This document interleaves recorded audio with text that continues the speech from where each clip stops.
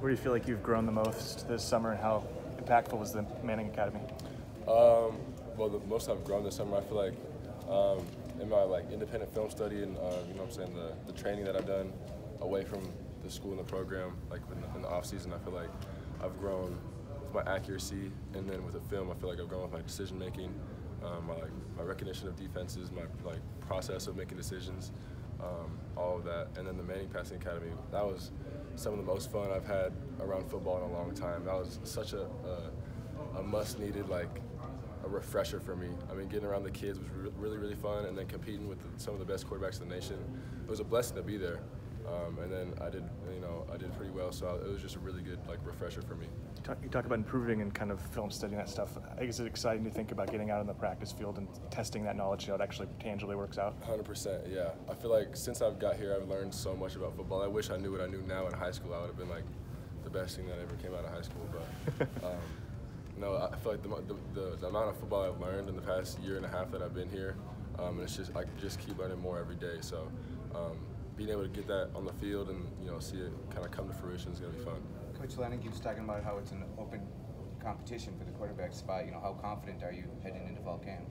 I mean, I'm always confident. If you're not believing in yourself, who is going to believe in you? So I have the utmost confidence in myself, but at the same time, it's an open competition, like you said. So the other guys, Jay, Bo, are just as good as me. So they earn the reps they're going to get, and I'm going to earn mine. So yeah. Now that you've learned more of this offense that Dillingham is implementing, how excited are you to kind of get out on the field and actually start putting it into practice? Yeah, I'm very excited. Coach Dillingham's offense is a lot of fun to run as a quarterback just because it's a lot on you. And then when you get it right, it's just some of the most fun. You turn around, he's smiling, you're both smiling, you throw a touchdown, whatever it is. It's a lot of fun, really explosive, so it's going to be fun to watch for sure. Coach said he finally beat you and Jay in cornhole yesterday. Is that pretty competitive? Listen. We went to his house a month or two back, and me and Jay mopped him. I don't think we lost a single game. And so he got his get back. He recruited, I guess, the best guy on the staff. He pulled him to wherever he was at yesterday, Donor's house. And we mopped him the first game 21-1. And then they came back and beat us back-to-back. Okay, they can have the 2 games. We won 4 in a row. It's okay. Coach Lanning, sorry. No, go ahead. Coach Lanning really talks about connection. How do you feel like this team has really embraced that, and what does it mean to you? Yeah, I feel like this new staff has done a really good job making it not forced. All of our team events have been a lot of fun. Yesterday, we were at the Donor's house. We were all playing cornhole. I was competing against Coach Lanning. I was talking so much trash to him. Playing basketball, whatever we're doing. I feel like this team is a lot tighter. We're really good friends. We have a lot of fun doing stuff. The coaching staff is real young, so they're getting into stuff with us. Coach Love did a cannonball into the ice bath yesterday with us, so it was just a lot of fun stuff like that. Some of the players already have talked about these get real meetings that you guys have and how much they've meant to them to kind of share and open up with teammates. Can you speak a little bit about what that has meant to you and how that's helped create a bond with your teammates? Yeah, the get real meetings are I feel like they're real essential to this program just because of the connection, like she mentioned, is probably the most important thing you can have on a football team. I mean, playing for someone next to you and then you really know their story, their why, what makes them tick. It really just creates that bond that some teams might not have, and then it just brings the game to another level for the team. Have you experienced that with any other level of play or other teams? In high school, my junior and senior year, playing with my best friends, that was some of the tightest I've been with my players, my teammates. And then this past 6 months, 8 months, I feel like it's been just like I said, it's so seamless and so effortless that we just come together as friends and teammates. I feel like it'll be a lot of fun to play with them this year, not just football. It'll be fun too. What do you admire about Bo and Jay as quarterbacks, their skill sets? Yeah, I feel like Bo's a natural born leader. He's a coach on the field sometimes. He's obviously older. He's going to his 4th year in college, and he's been there, done that in the SEC. So he knows his way around the field, and he just does a really good job vocalizing and doing stuff like that. He's a really good athlete. We all know that. And Butters is I love Butters just because he's a really good friend of mine. He's a lot of fun to be around. He's a really good quarterback, talented with his arm, accurate, knows his arm strength, all that stuff. So both of them are really good players, though. What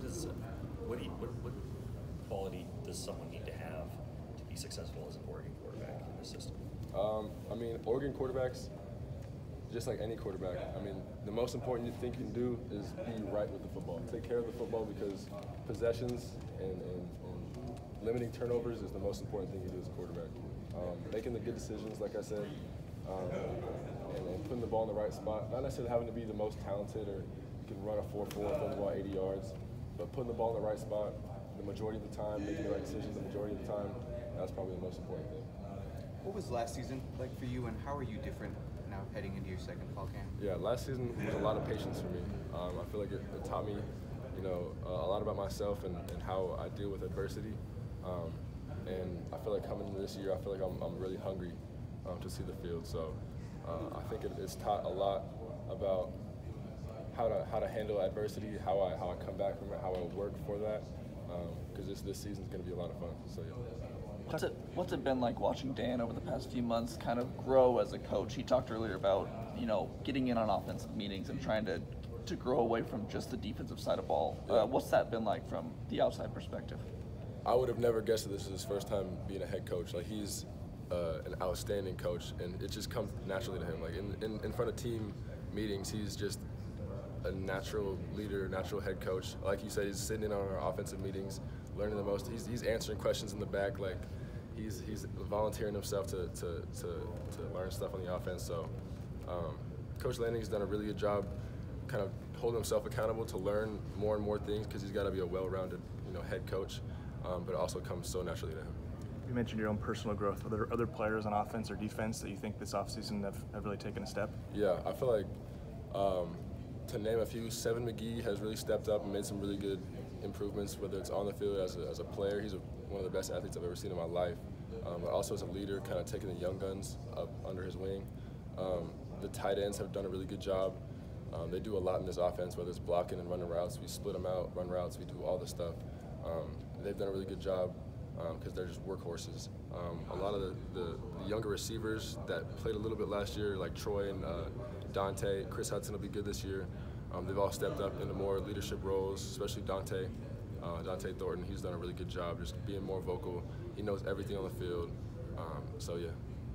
Where do you feel like the offense is at in terms of the scheme being implemented and you all being comfortable in it, and what are kind of the steps that need to happen between now and the season opener? Yeah, it seems like, we're almost done learning the offense, and then Coach Dillingham will pull up a whole nother binder. We've got 8 more installs, and I feel like it's never ending. But that's a good thing. I mean, we've got a lot of stuff that we can put in. This offense is almost, like I said, never ending. So I feel like going into this season, whether it's game planning or whether it's a new team each week, we'll have plenty of offense for every team. And I feel like learning it and getting it down, it'll be no problem because it's all really related to each other. But yeah, the offense is deep and it's a lot of fun to run. Yeah. When you're earlier, the coaching staff being a lot of fun. With Coach Dillingham specifically, what's his personality like on and off the field?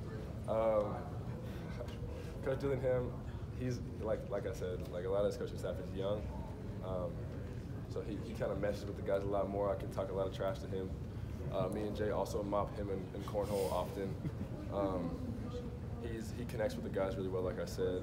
He also knows a lot about football. You wouldn't expect someone that's 31, 32 years old to know as much about football and playing quarterback and running an offense as he does. So he does a really good job with that. When you're learning this much offensive install, how comforting is it to have such a veteran offensive line that's really, they're used to playing together and that they've kind of got that up front? Yeah, that just kind of clears your head a lot, especially up front. Protections is probably the most important thing as a quarterback to get right.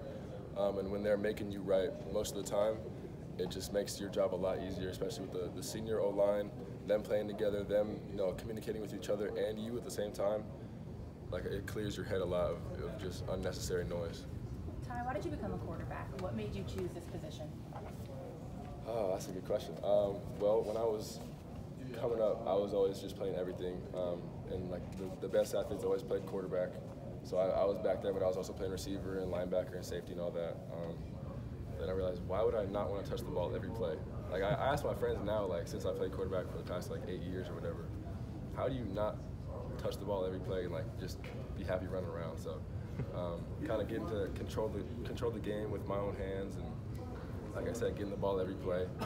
It's just 10 times more fun than just running around not getting the ball. So, yeah. Is there a quarterback that you like to try and emulate your game off of, or someone you really looked up to in these past maybe 3 or 4 years?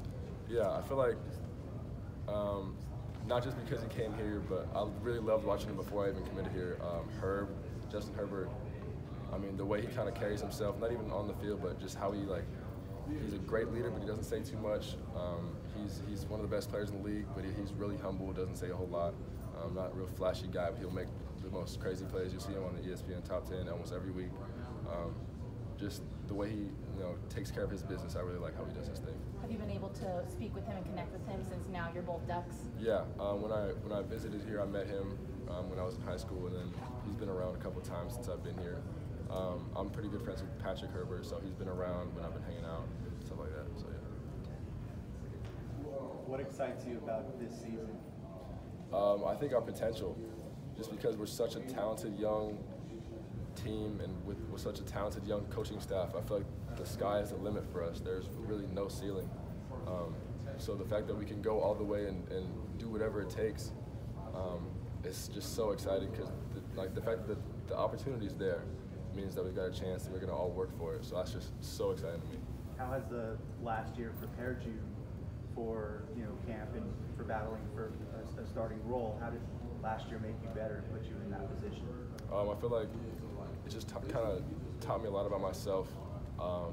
Last year was a tough season, kind of watching a lot from the sideline, played a little bit in a couple games, but I had to learn more off the field by myself, whether I was training by myself or doing more film study by myself, because there was a lot of AB taking a lot of reps last year, so I was kind of trying to get better on my own and do stuff away from the team, and that's kind of brought me into this year, being more prepared for this offseason, this coming up fall camp, stuff like that. When you wake up in the morning and you've got a tough day of work ahead of you, what motivates you? Being the best, being great at what I do. I'm one of the most competitive people you ever meet, so I can't just stand if I make a mistake that just eats at me. So, or if I'm not the best at what I do, or if I know that someone's got something on me, it just eats at my soul. So I can't stand not being good at what I do.